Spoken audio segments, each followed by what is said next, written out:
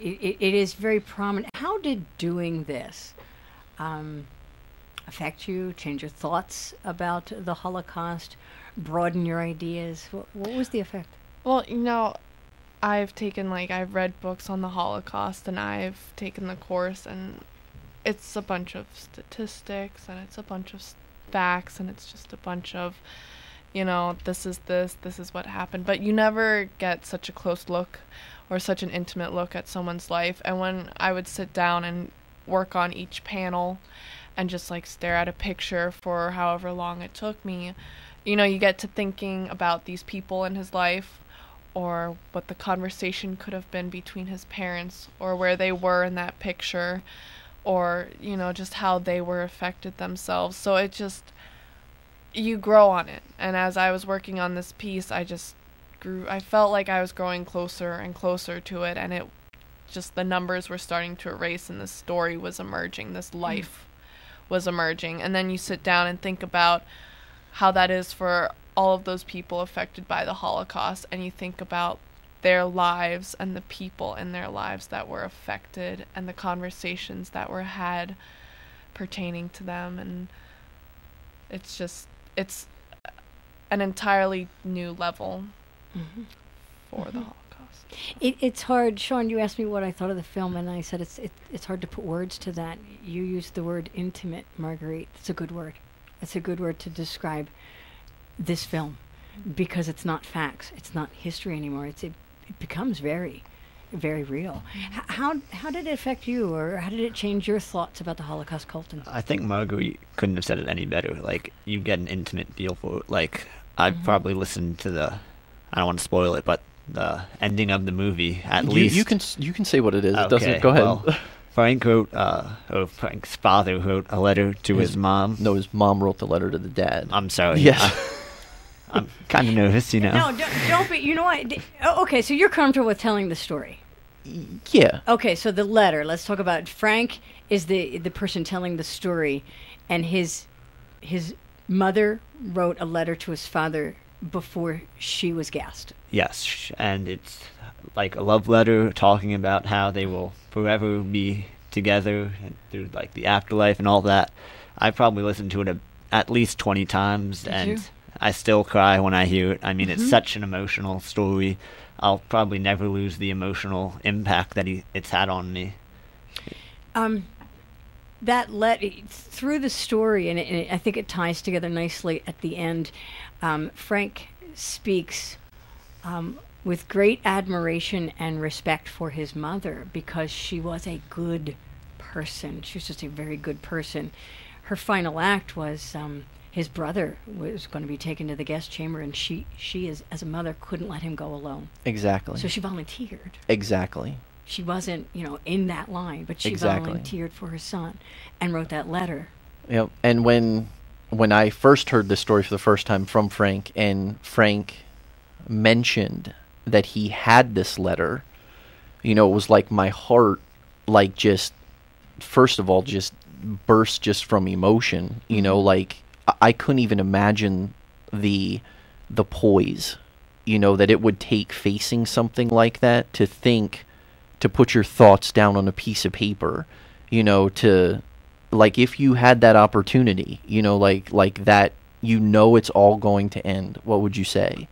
And he has this, this thing that his mother held, in her hand, and his father ended up carrying this with him through 4 different camps, that he was in, and Frank found the letter in his father's nightstand drawer when his father passed away, and when Frank told the group of us about this letter, I mean, that pretty much sealed the deal for me in terms of the narrative and how we were going to end this film. And it's one of the things that I came right out of the gate and told Frank. I was like, Frank, that if we sit down and we do this film, I am going to ask you, to read this letter.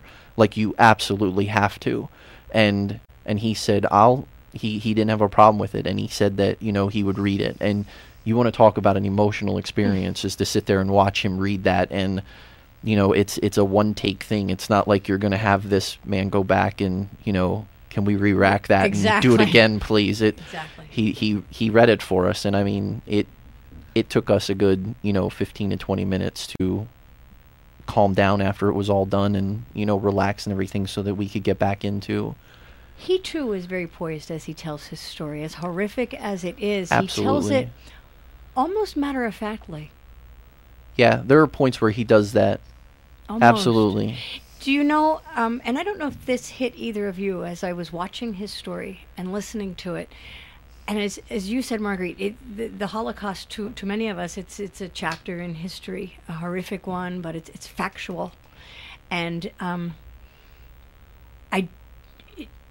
it was never more in my face that they were children. He was raised in these camps. Mm-hmm. He spent his childhood. He grew up in these camps. Mm-hmm. We learn what we live, Mm-hmm. And that's all he knew.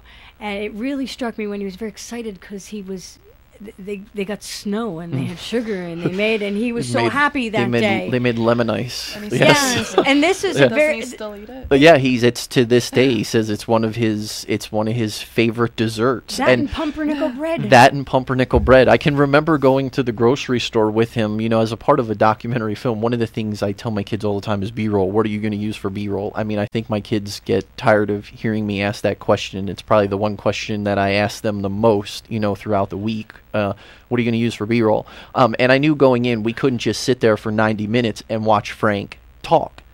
So you needed B-roll. And I, had this idea when he was talking about pumpernickel bread. Why don't we go to the grocery store? We'll get some and have him cut it. And that's exactly what he did. And he talks about, how he still enjoys eating pumpernickel bread and the lemon ice. And some of the comments that we got on the film afterwards that were kind of surprising to me, a couple of the comments that we got was some emails. Some people said how uplifting, the film was, and I am too close to it, to see that, beforehand. But looking back, I can see how they would say that, because they explained it as even through all of this, death and destruction and atrocity that was going on around him, he was still able to find the silver lining. And he even says, there's a line in the film, he says, and we all, 25 or 30 of us sat there and we ate lemon ice. And he says it was a great experience. And he has,